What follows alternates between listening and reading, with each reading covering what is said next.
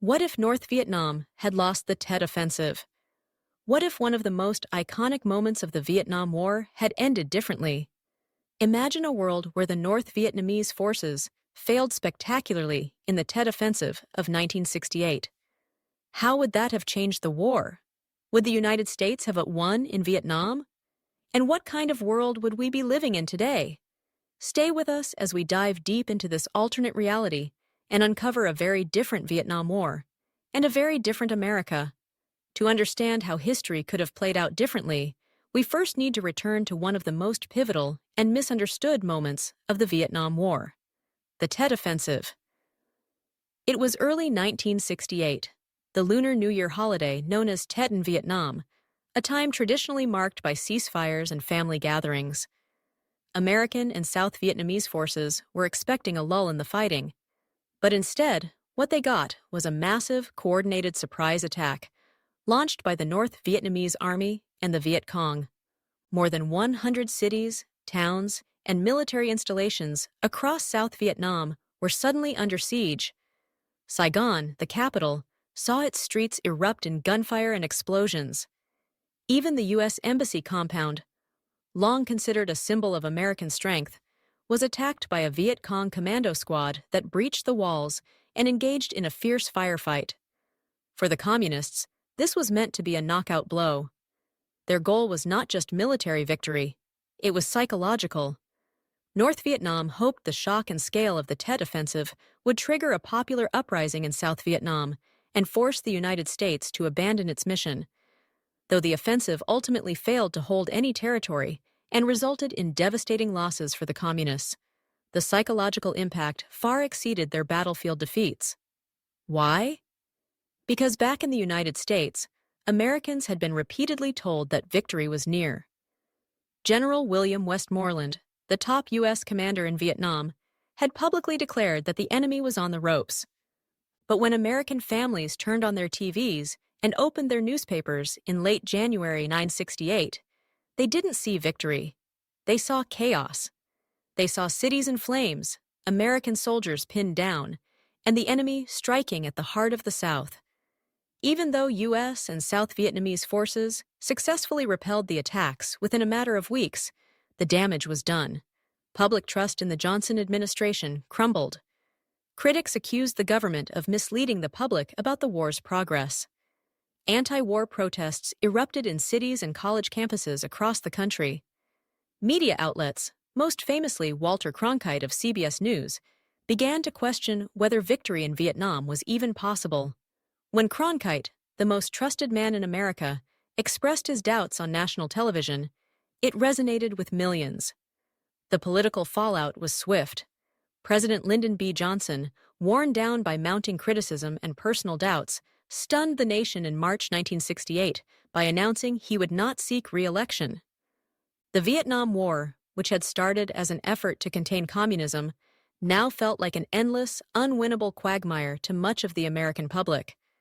But what if that perception had never taken hold? What if the Tet Offensive had been stopped before it ever started? Imagine an alternate scenario where U.S. and South Vietnamese intelligence services had intercepted North Vietnam's attack plans in advance. Perhaps they cracked radio transmissions or captured key documents from Viet Cong operatives. Knowing what was coming, the Allies could have fortified urban centers, reinforced vulnerable outposts, and laid ambushes along the communist infiltration routes. When the North Vietnamese and Viet Cong launched their offensive, they wouldn't have found undefended cities and sleeping soldiers. Instead, they would have walked into a wall of prepared defenses. Urban streets would have turned into deadly traps. South Vietnamese forces, usually on the defensive, would have fought confidently alongside their American allies, inflicting devastating casualties on the attackers. Imagine the news headlines then. Instead of panic and disillusionment, the American public would have seen images of their soldiers standing strong, repelling the enemy with discipline and courage. Saigon, Hue, and other key cities would be shown secure and protected. South Vietnamese civilians, instead of cowering in fear, might be seen celebrating their defenders, waving both the South Vietnamese and American flags. the narrative would have changed overnight. Tet would no longer be remembered as the moment the U.S. lost the will to fight, but as a failed communist gamble, a desperate act of an enemy on the verge of collapse. And this shift in perception would have mattered greatly. Public opinion, which had been eroding, might have rallied behind the war effort again. Instead of asking, "Why are we in Vietnam?" Americans might have been asking, "How soon can we win?" The Johnson administration, buoyed by success, could have pressed forward with new strategies aimed at stabilizing South Vietnam and pressuring the North to negotiate from a position of weakness. Of course, stopping the Tet Offensive wouldn't have ended the war overnight. North Vietnam was resilient, and the communist leadership in Hanoi had proven time and again that they were willing to endure enormous losses. But the political and psychological landscape would have been entirely different. Instead of questioning the war's purpose, American leaders might have felt vindicated. Instead of withdrawing, they might have redoubled their efforts. This scenario opens up a whole new set of questions. Would President Johnson have chosen to stay in the race for re-election? Would anti-war protests have lost momentum without the Tet shock to fuel them? Would the U.S. have pursued victory in Vietnam more aggressively, and at what cost?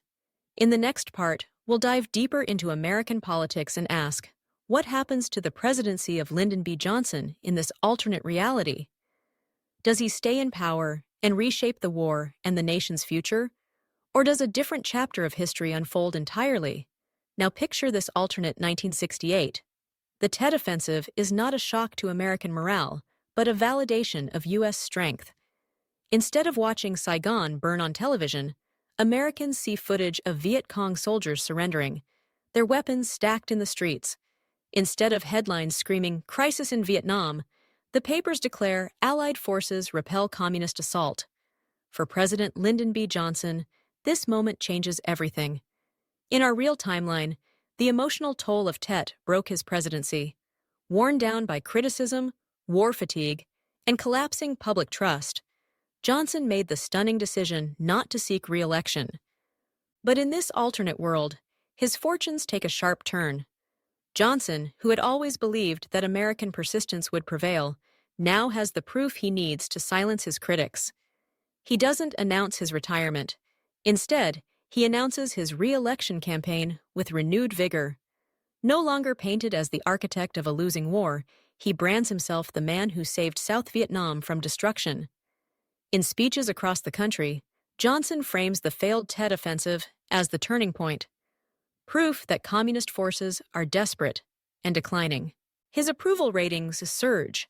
Within his own Democratic Party, challengers like Senator Eugene McCarthy and Robert F. Kennedy, who criticized the war as a moral and political failure, struggle to gain traction.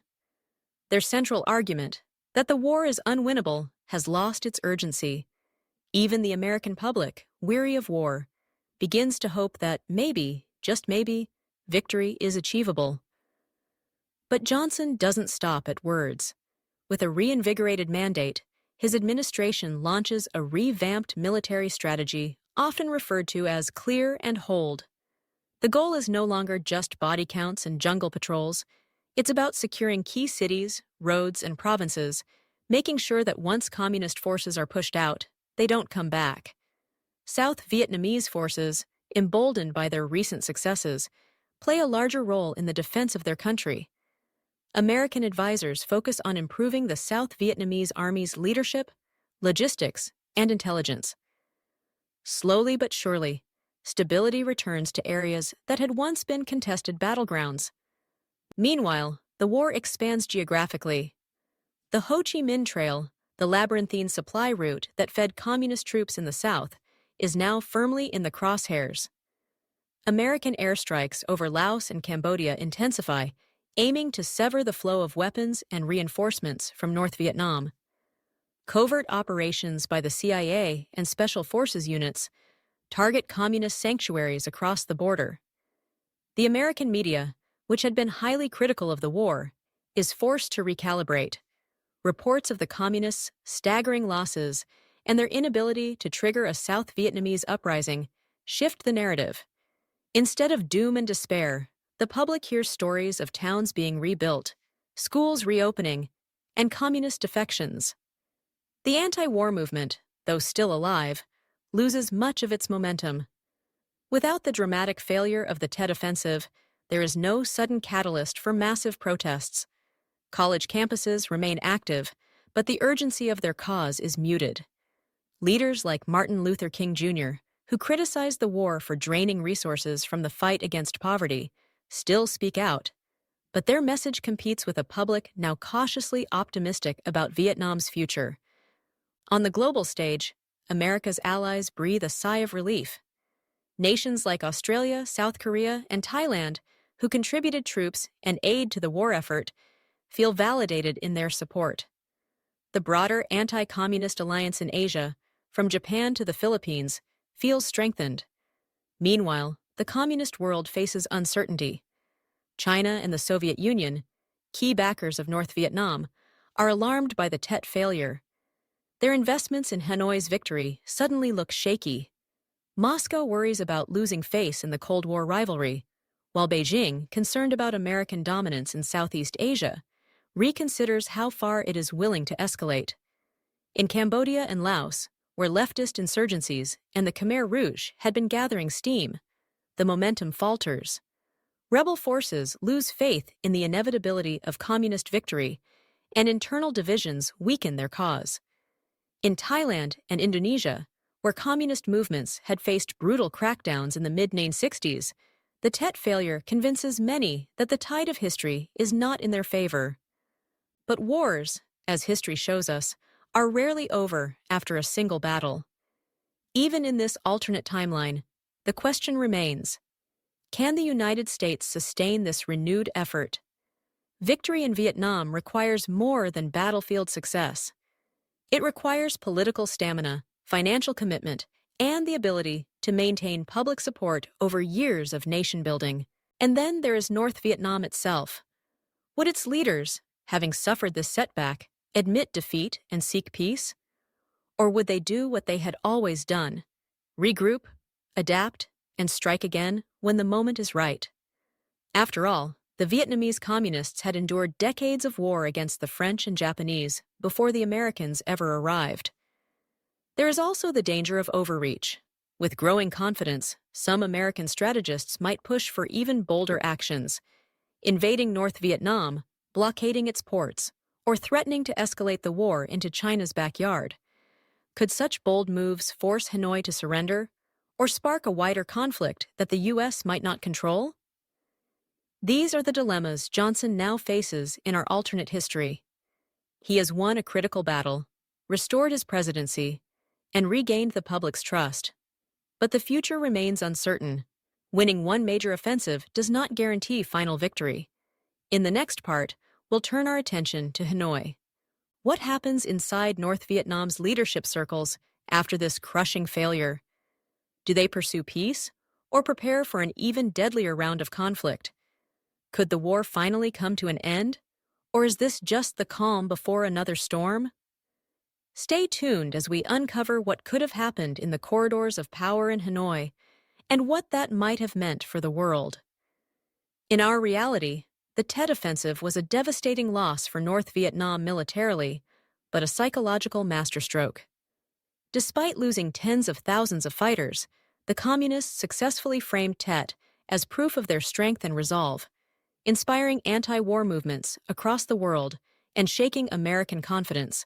But in this alternate history, that narrative never takes hold. The defeat is too massive, too public, and too undeniable. The Viet Cong, which once thrived as an underground network of fighters and political organizers in the South, is shattered. Entire cells are wiped out. Urban operatives are captured or killed, leaving major cities like Saigon, Hue, and Da Nang far more secure. Morale among surviving Viet Cong fighters plummets. Recruitment, already difficult after years of war, slows to a trickle. The South Vietnamese government, for the first time in years, feels genuinely in control of its own territory. Back in Hanoi, the leadership faces an unprecedented crisis. Le Duan, the powerful first secretary of the Communist Party, had been the architect of the Tet Offensive. A hardliner, Le Duan had pushed for aggressive action to break the stalemate and deal a psychological blow to the Americans. Now, with the offensive in ruins, his authority is under fire. More pragmatic voices in the Politburo, perhaps including figures like Premier Pham Van Dong and General Vo Nguyen Giap, begin to question whether Le Duan's path of endless escalation is sustainable. These leaders face an agonizing choice: double down on a losing war, or seek peace from a position of weakness. Their external allies are no longer unquestioning supporters. China, under Mao Zedong, has its own problems. The Cultural Revolution is tearing Chinese society apart. The leadership in Beijing worries about American retaliation spilling across Vietnam's northern border. They're reluctant to give Hanoi a blank check for a war that now looks unwinnable. Meanwhile, the Soviet Union, led by Leonid Brezhnev, faces Cold War flashpoints in Europe and the Middle East. Moscow values its prestige, but is more concerned about keeping NATO at bay and managing tensions in Berlin and the Middle East. A failed Vietnam War could make Soviet communism look weak, but an endless drain of resources into Hanoi seems worse. Quietly, Soviet diplomats might begin encouraging the North Vietnamese to cut their losses and negotiate. With foreign aid potentially shrinking and the Viet Cong in tatters, North Vietnam faces the grim reality of fighting a war without enough fighters, weapons, or supplies. Hanoi's leaders, though fiercely ideological, were also pragmatic when necessary. They had negotiated with the French at Geneva in 1954 to secure the North's independence. Might they try something similar now? In this alternate reality, it's entirely plausible that secret peace talks begin much earlier than they did in our timeline. Instead of dragging out until 1973, negotiations could start by the end of 1968 or early 1969. The Johnson administration, riding a wave of confidence after its victory at Tet, would likely enter these talks from a position of strength. They could demand a ceasefire, recognition of South Vietnam's sovereignty, and perhaps even the demilitarization of the DMZ. The North Vietnamese, weakened and isolated, might have no choice but to agree, at least temporarily. But what if Hanoi, out of pride or desperation, refused to surrender? What if they gambled on American exhaustion or political division? In that case, the U.S. military, emboldened by success and enjoying broad public support, might escalate further. Possibilities include mining the port of Haiphong, cutting off North Vietnam's vital imports of Soviet and Chinese arms, or perhaps limited ground raids across the DMZ target supply depots and transportation networks deep in the north. The U.S. might even consider an expansion of air raids, going beyond the bombing campaigns of Operation Rolling Thunder and targeting key industrial centers near Hanoi. But every escalation carries risks. China, despite its internal chaos, would not sit quietly if North Vietnam faced total collapse. Memories of the Korean War still lingered, where Chinese troops had crossed the Yalu River to prevent the U.S. from toppling North Korea. Would Mao send troops across the border into Vietnam to prevent the collapse of a fellow communist regime?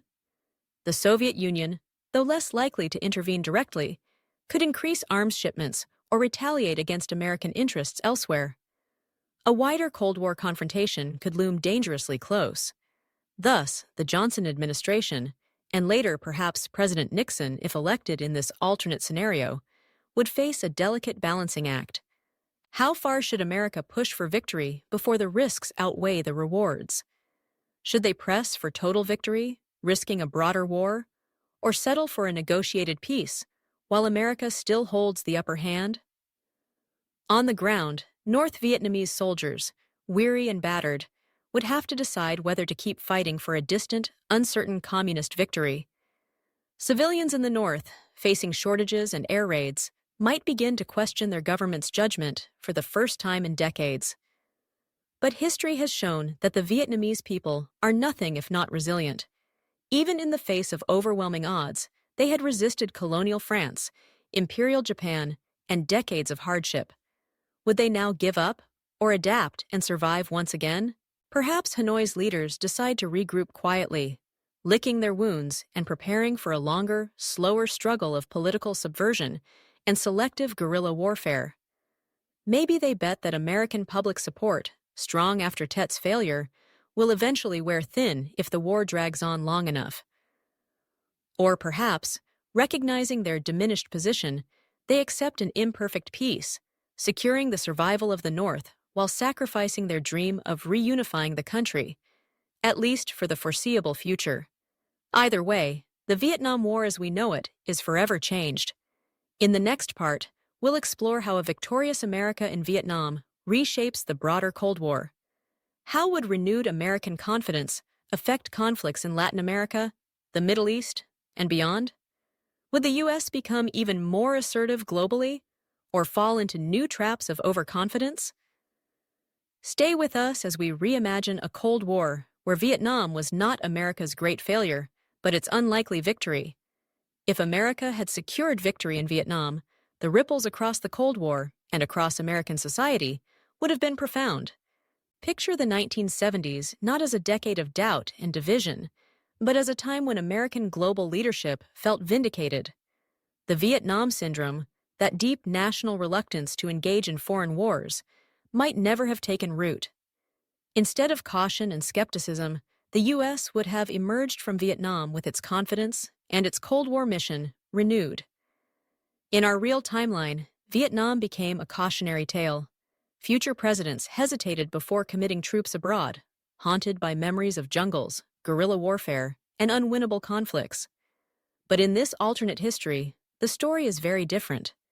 Vietnam becomes a success story, proof that American military power and political will can defeat communist insurgencies anywhere in the world. How might this newfound confidence play out on the world stage? Let's start with other Cold War flashpoints. In the late 1970s, the Soviet Union ramped up its support for Marxist movements in Africa, especially in Angola and Mozambique. In our world, the U.S. response was hesitant, relying largely on covert CIA support for anti-communist rebels. But an America buoyed by its Vietnam success might take a far more aggressive stance, perhaps deploying special forces or even limited ground troops to support pro-Western governments directly. Instead of letting Cuba and the USSR expand their influence unchecked, the U.S. could confront them head-on, reshaping Africa's Cold War map. Then there's Central America. In the 1980s, the Reagan administration fought proxy wars in Nicaragua and El Salvador, supporting anti-communist rebels against leftist regimes. But a post-Vietnam America, less scarred by war weariness, might intervene even earlier during the Carter administration. Perhaps we'd see American forces helping to prop up fragile democracies before civil wars exploded, preventing communist insurgencies from gaining traction in the first place. And what about the Middle East? In 1979, when the Iranian Revolution overthrew the Shah, a key U.S. ally, the Carter administration was caught flat-footed, hesitant to use force in a region already volatile. But in this alternate timeline, an America unafraid of foreign entanglements might have taken bolder action to stabilize Iran, protect oil interests, and confront rising Islamist movements before they could take root. Even Afghanistan plays differently. When the Soviet Union invaded in December 1979, the U.S. responded with sanctions, boycotts, and covert aid to the Mujahideen. But an America flush with Cold War confidence might have considered more. Could U.S. advisors, or even air power, have been deployed to aid Afghan resistance fighters from the very start, potentially turning Afghanistan into the Soviets' Vietnam far sooner and more decisively? Of course, back home, this confident foreign policy outlook would be paired with a very different domestic landscape. In our world, the Vietnam War overshadowed President Johnson's Great Society reforms. His ambitious agenda to tackle poverty, expand civil rights, and improve healthcare and education. But if Vietnam had been a success, Johnson's legacy might have looked very different. Victorious and politically secure, Johnson could have pushed forward with further civil rights legislation, expanded Medicare, and invested even more in public education and infrastructure. The racial and class divisions that boiled over in the late 1960s and early 1970s partly fueled by anti-war frustrations, might have been eased by a sense of national purpose and unity. The 1970s might not have been the cynical, fragmented decade we know. Instead of Watergate, stagflation, and energy crises dominating headlines, the American public might have been rallying behind a shared vision of global leadership and domestic progress. Cultural pessimism, so prevalent after Vietnam, might have given way to a renewed belief in American exceptionalism, but with great confidence comes great risk. Without the hard lessons of Vietnam's stalemate and withdrawal, U.S. leaders might believe too strongly in their ability to remake foreign lands. Future conflicts could be entered with overconfidence, without the cautionary humility that Vietnam instilled in our actual history. Would the U.S. have launched even bigger interventions in places like Lebanon in 1983 or Somalia in 1993? Could America have been drawn deeper into civil wars and insurgencies around the world, overextending its military and political capital? There's also the question of whether a victorious Vietnam campaign would truly have taught American leaders how to win limited wars, or whether success would blind them to the complexities of nationalist movements, tribal rivalries, and asymmetric warfare. Vietnam was, after all, a deeply complex conflict shaped by culture, history, and geography.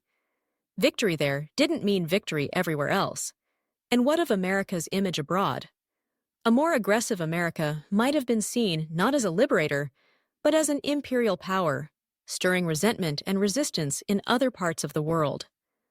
The global protest movements of the 1960s and 70s, which were partly fueled by opposition to U.S. actions in Vietnam, might have shifted focus, but not disappeared. So, what about Vietnam itself? What would this success mean for the people of Southeast Asia? That's the story we'll tackle next. Could South Vietnam, protected and rebuilt with American support, have followed the path of South Korea or Taiwan, emerging as a thriving democracy and economic powerhouse? Or would it remain a fragile, military-led state propped up by American aid, forever one political crisis away from collapse? Join us next time as we explore what the future of Vietnam and Southeast Asia might have looked like if the war had ended not in communist victory, but in a fragile peace under Western protection. In this alternate history, the Republic of Vietnam, the South, doesn't fall in 1975. Instead, it survives, rebuilt and supported by an America that stayed the course and emerged victorious from the Tet Offensive. Rather than helicopters fleeing the U.S. Embassy in Saigon, we see a government that stabilizes, strengthens, and perhaps, over time, democratizes. Much like South Korea in the aftermath of the Korean War, South Vietnam could have evolved from a corrupt, unstable, war-torn state into a prosperous, dynamic economy. American aid, coupled with growing regional trade and investment, could have helped rebuild Vietnam's infrastructure, develop its industries, and integrate it into the booming Asian economy of the 1980s and 90s. Imagine American companies setting up factories in Saigon and Da Nang, much like they did in Taiwan and Thailand. Picture South Vietnamese students studying abroad in the United States, bringing home the skills and ideas that would fuel Vietnam's economic rise. With time, and perhaps some painful political reforms, South Vietnam might follow the path of its neighbors, transforming from authoritarianism to democracy, from poverty to prosperity. American military bases would likely remain in strategic locations such as Cam Ranh Bay and Da Nang, acting as powerful outposts to protect freedom of navigation in the South China Sea, and serve as staging grounds for U.S. forces in the Pacific. These bases would project American influence across Southeast Asia, much like U.S. forces in South Korea and Japan.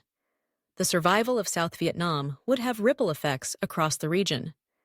The domino theory, that if one nation fell to communism, others would follow, had largely collapsed in our timeline after the Vietnam War. But in this alternate world, it might seem validated. Laos, which fell to communist Pathet Lao forces in 1975 in our reality, might remain a neutral buffer state, or even tilt toward the West. Cambodia, too, might avoid the rise of the Khmer Rouge and the genocide that took millions of lives between 1975 and 1979. Without communist Vietnam supporting insurgent movements in Cambodia and Laos, these countries might have followed Thailand's path, authoritarian but staunchly anti-communist and gradually moving toward economic modernization. A stable, prosperous South Vietnam, aligned with the West, would also complicate China's regional ambitions. With American bases nearby and a free market Vietnam participating in regional alliances, China's rise in the 21st century might face stronger resistance from its Southeast Asian neighbors. On the global stage, America's prestige remains intact. The Vietnam War, far from being a cautionary tale, becomes a textbook example of perseverance against communist aggression. The Cold War narrative shifts decisively. Instead of the U.S. portrayed as a giant unable to defeat a tiny jungle nation, America is seen as the power that held the line in Asia. This could have hastened the Soviet Union's decline. In our reality, the Soviets struggled through the 1970s and 80s, weighed down by the arms race and their disastrous invasion of Afghanistan. If Vietnam had ended in an American victory, Soviet leaders might have faced even greater pressure. Their credibility with Third World revolutionary movements could collapse, and their allies might question Moscow's ability to protect them. The Soviet Union's eventual fall in 1991 could arrive sooner, or be even more complete. But history teaches us that every victory comes with unintended consequences. A more confident, interventionist America could overreach elsewhere. Freed from the caution of Vietnam, future administrations might intervene more aggressively in places like Iran, Central America, or Africa. Would America still face the backlash of the 1979 Iranian Revolution? Or might a more assertive U.S. prevent it altogether?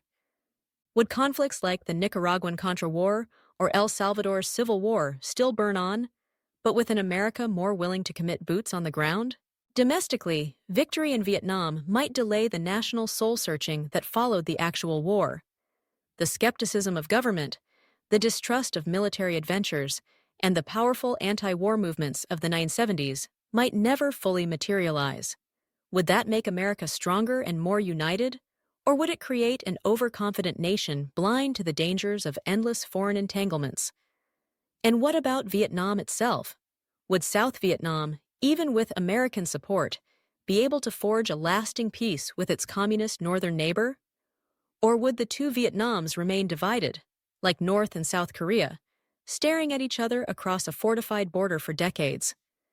There is also the human cost to consider. While South Vietnam's people might enjoy freedom and prosperity, the people of North Vietnam could remain isolated, impoverished, and oppressed under a rigid communist regime. The dream of a unified, peaceful Vietnam might remain unrealized, with families divided by politics and ideology. And perhaps the biggest question of all, would the lessons of Vietnam have truly been learned? Would American leaders recognize that Vietnam's success came from a combination of military strength, local partnerships, and patient nation-building? Or would they take the wrong lessons, believing that any insurgency, anywhere in the world, could be crushed with enough firepower and determination? These alternate possibilities remind us that history is never inevitable. It's shaped by choices, by chance, and by the countless decisions of people trying to navigate an uncertain world. So, what do you think? If North Vietnam had lost the Tet Offensive and the United States had secured a victory in Vietnam, how would that have changed not just Southeast Asia, but the entire world? Would we be living in a more peaceful, prosperous global order today? Or would new conflicts have arisen in the shadows of America's triumph? We want to hear your thoughts. Drop a comment below and let us know what you think. Do you agree with this alternate history? Did we miss anything? What other what-if scenarios should we explore? If you enjoyed this journey through history reimagined, give this video a like, share it with your friends, and don't forget to subscribe for more thought-provoking content. Thanks for watching, and see you in the next video.